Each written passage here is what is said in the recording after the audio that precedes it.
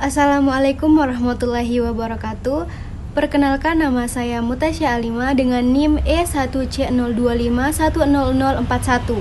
Prodi Pendidikan Bahasa dan Sastra Indonesia, Fakultas Keguruan dan Ilmu Pendidikan Universitas Mataram. Video kali ini saya akan menceritakan sedikit materi tentang semantik. Semantik adalah cabang ilmu linguistik yang mempelajari makna frasa, kata, atau kalimat dalam bahasa. Intinya, semantik membahas apa arti yang sebenarnya dari apa yang kita ucapkan atau apa yang kita tulis.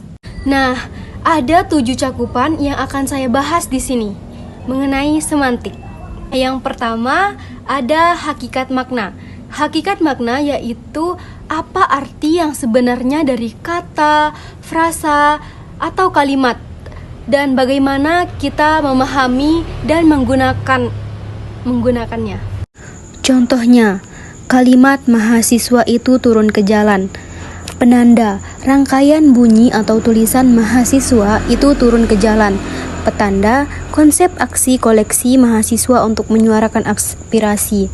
Referen, peristiwa demonstrasi mahasiswa yang benar-benar terjadi. Kalimat mahasiswa itu turun ke jalan menunjukkan bahwa makna terbentuk melalui hubungan antara penanda sebagai bentuk bahasa, petanda sebagai konsep dalam pikiran, dan referen sebagai peristiwa nyata yang diterujuk, sehingga makna dapat dipahami secara utuh. Nah, yang kedua ini ada makna leksikal, makna gramatikal, dan makna kontekstual. Di sini saya akan menjelaskan satu persatu. Makna leksikal adalah makna dasar suatu kata sebagaimana tercantum dalam kamus, belum dipengaruhi oleh konteks atau susunan kata. Contoh makna leksikal. 1. Kata narasi. Makna leksikalnya cerita atau pemaparan peristiwa yang disusun secara runtun, baik lisan maupun tulisan. Yang kedua, kata eksploitasi. Makna leksikalnya pemanfaatan sesuatu secara berlebihan untuk keuntungan tertentu. Makna leksikal adalah makna dasar suatu kata sebagaimana tercantum dalam kamus, yang tidak dipengaruhi oleh konteks, perasaan, atau penggunaan kiasan. Makna ini menjadi pijakan awal sebelum kata berkembang ke makna lain, seperti konotatif atau idiomatik. Makna gramatikal adalah makna yang muncul akibat proses tata bahasa, seperti penambahan imbuhan, pengulangan, atau penggabungan kata dalam kalimat. Contoh makna gramatikal. 1. Kata baca menjadi membaca. Awalan memberi makna melakukan suatu kegiatan, sehingga membaca berarti melakukan kegiatan baca. 2. Kata rumah menjadi perumahan. Konfiks, per, dan an memberi makna kumpulan atau kawasan, sehingga perumahan berarti kawasan tempat rumah-rumah berada. Makna gramatikal adalah makna yang muncul akibat proses tata bahasa, seperti penambahan imbuhan, pengulangan, atau penggabungan kata. Makna ini tidak melekat pada kata dasarnya, tetapi muncul karena perubahan bentuk dalam kalimat. Makna kontekstual adalah perubahan makna kata atau kalimat karena kondisi atau situasi atau konteks pemakaian dari kata atau kalimat tersebut. Contoh makna kontekstual. Yang pertama, kalimat tangannya panjang bisa berarti tangannya memang panjang secara fisik atau orang itu suka mencuri.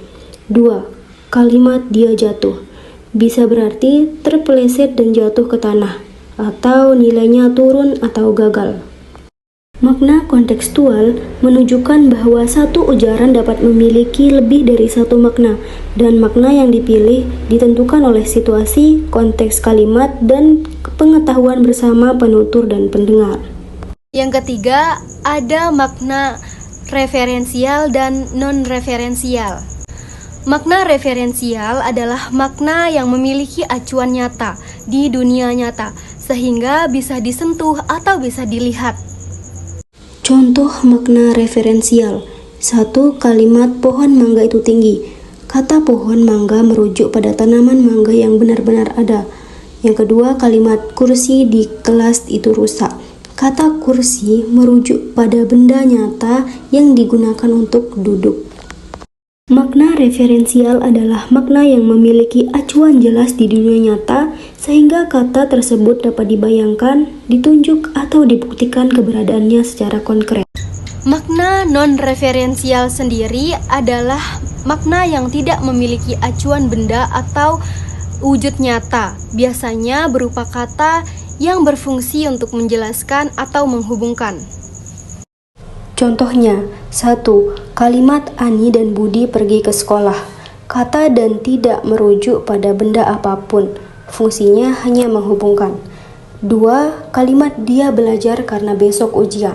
Kata karena tidak memiliki referen nyata, berfungsi menyatakan sebab.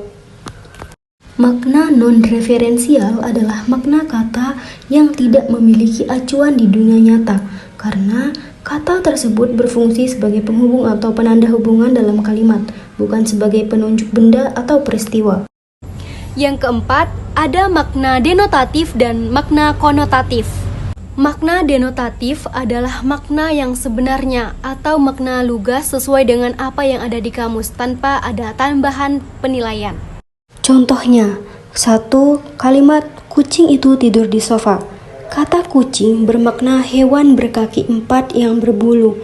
Yang kedua, kalimat air mendidih pada suhu tinggi. Kata air bermakna zat cair yang tidak berwarna dan tidak berbau. Makna denotatif adalah makna yang langsung menunjuk pada kenyataan, sesuai dengan arti kamus dan tidak mengandung makna tambahan atau kiasan.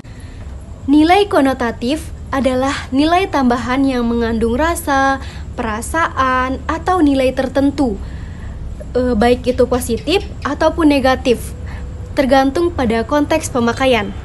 Contohnya, 1. Kalimat dia itu tikus kantor.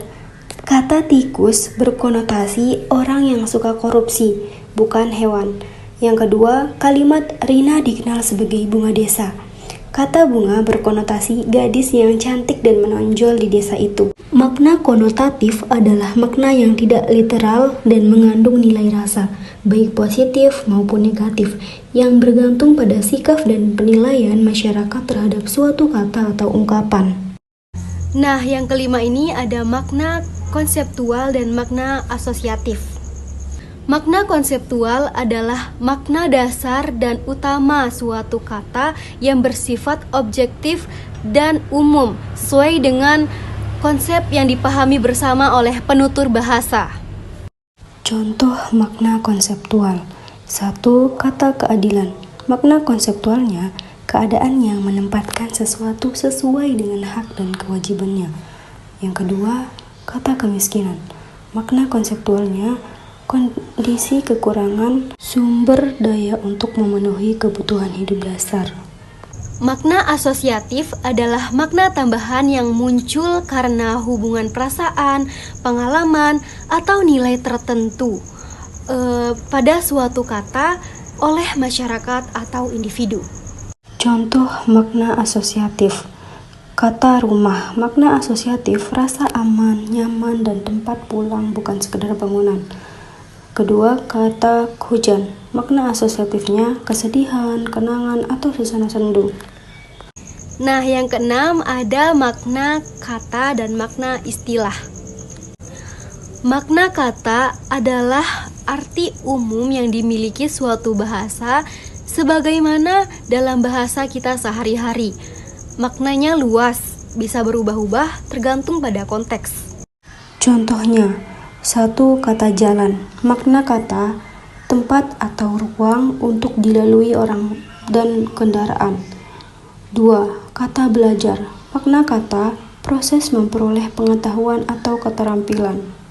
Makna istilah sendiri adalah arti suatu kata atau gabungan kata yang digunakan dalam bidang ilmu tertentu. Maknanya tetap, sempit, dan tidak ambigu. Contohnya, 1. Kata hipotesis. Makna istilahnya dugaan sementara yang kebenarannya masih harus dibuktikan melalui penelitian. 2. Kata inflasi. Makna istilahnya kenaikan harga barang dan jasa secara umum dan terus-menerus dalam jangka waktu tertentu. Nah, yang ketujuh atau yang terakhir ada makna idiom dan makna bahasa. Makna idiom adalah makna ungkapan yang tidak sama dengan arti kata-kata penyusunnya. Artinya sudah menyatu atau tidak bisa diartikan satu persatu, sehingga harus dipahami sebagai ungkapan khusus dalam bahasa. Contohnya, satu kalimat angkat tangan. Makna idiomnya menyerah atau tidak sanggup lagi. Yang kedua, meja hijau. Makna idiomnya pengadilan. Makna bahasa atau makna harfiah adalah makna yang sesuai dengan arti kata secara langsung, sebagaimana digunakan dalam bahasa sehari-hari. Makna ini tidak mengandung kiasan dan dapat dipahami tanpa penafsiran tambahan. Contoh makna bahasa. 1. Kalimat pintu kelas itu tertutup. Makna bahasanya, pintu benar-benar dalam keadaan tertutup. Yang kedua, air tumpah ke lantai. Makna bahasanya, air benar-benar jatuh dan mengalir di lantai. Sekian penjelasan singkat dari saya. Mohon maaf bila banyak kekurangan. Assalamualaikum warahmatullahi wabarakatuh. Thank you for watching.